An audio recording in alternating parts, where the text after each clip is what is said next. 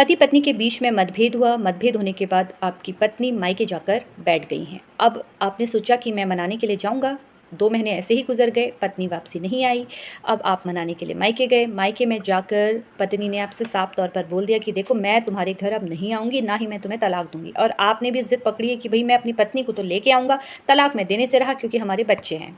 अब इसी बीच में आपने बहुत कोशिश की, माता-पिता को भेजा, सामाजिक रास्ता अपना लिया, पंचायत में भी आपने सहारा ले लिया, लेकिन उसके बाद भी आपकी पत्नी ने कहा कि मैं नहीं आने वाली हूँ। अब आप एक वकील साहब के पास जाते हैं। वकील साहब ने कहा कि भई आप सेक्शन 9 का केस कर लीजिए।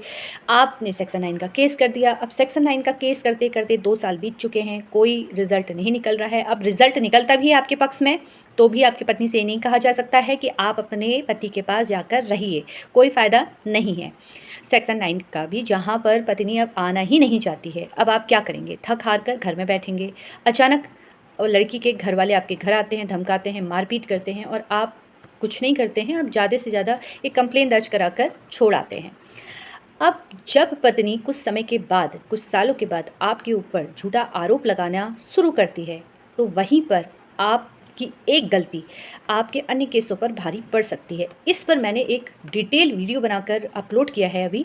आप ये फेसबुक पेज और मेरे यूट्यूब चैनल पर जाकर देख सकते हैं, क्योंकि अगर पति के साथ अत्याचार हो रहा है तो उसे काउंटर केस करना है। फ़िलहाल ये पूरा वीडियो आप मेरे यूट्यूब चैनल पर और फेसबुक पर देख सकते हैं। धन्यवाद।